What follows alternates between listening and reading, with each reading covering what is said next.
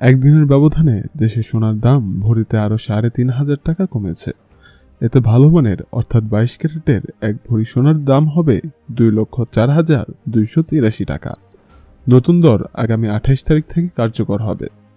Bangladesh jewellers সমিতি বাজুস গত অক্টোবরের ২৭ তারিখ সোনার দাম কমানোর এই ঘোষণা দিয়েছে। সর্বশেষ গত ২৬ তারিখ সোনার দাম ভরি প্রতি ১,০০০ টাকা কমিয়েছিল বাজুস।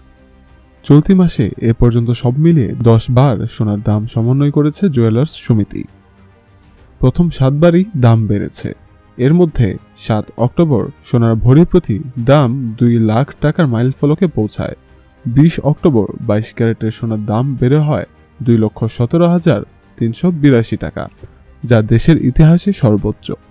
বাজুসের নতুন দর অনুযায়ী আগামীকাল থেকে হলমার্ক করা ২২ ক্যারেটের এক ভরি সোনা ২,০৪,২৮৩ টাকায় বিক্রিত হবে।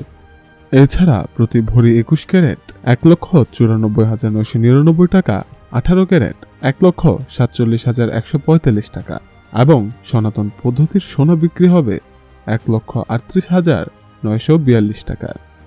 গত ২৭ অক্টোবর পর্যন্ত ২২ ক্যারেটের প্রতি ভরি সোনা ২,০৭,৯৯৭ টাকা, ২১ ক্যারেট ১,৯৮,৪৯৮ টাকা, ১৮ ক্যারেট ১,৭০,১৪৩ টাকা এবং সনাতন পদ্ধতির সোনা বিক্রি হয়েছে ১,৪১,৪৯৬ টাকায়।